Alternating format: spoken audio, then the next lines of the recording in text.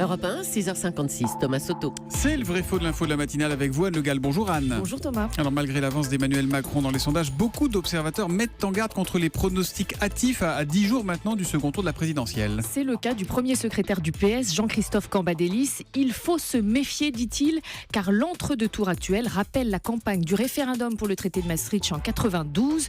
Le oui partait grand favori, mais il l'avait finalement emporté de justesse. Je pense que Marine Le Pen peut être battue, évidemment, elle doit être battue, mais j'ai en tête le 60-40 du traité de Maastricht, au début de la campagne.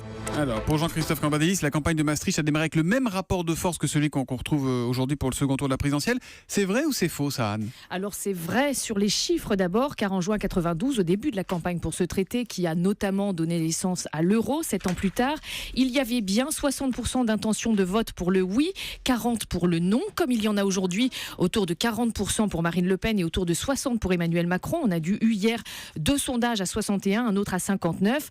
Mais surtout, on peut faire d'autres parallèles entre les deux scrutins. Comme en 92, on retrouve aujourd'hui la question cruciale de l'ouverture et de la fermeture à l'Europe, l'opposition entre le vote ouvrier et le vote des cadres, du flottement dans les consignes de vote des états-majors. Et puis, chose très frappante, le politologue suisse Jacques Lévy explique que l'on peut tout à fait superposer la carte de France des résultats du référendum de 92 à celle des votes Macron-Le Pen au premier tour de la présidentielle.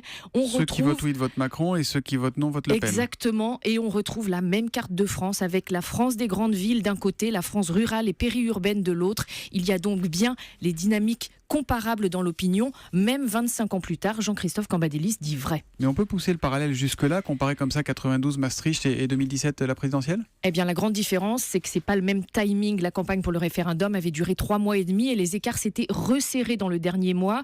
Aujourd'hui, nous sommes à 60-40, à 9 jours du vote. Ce n'est pas tout à fait la même histoire.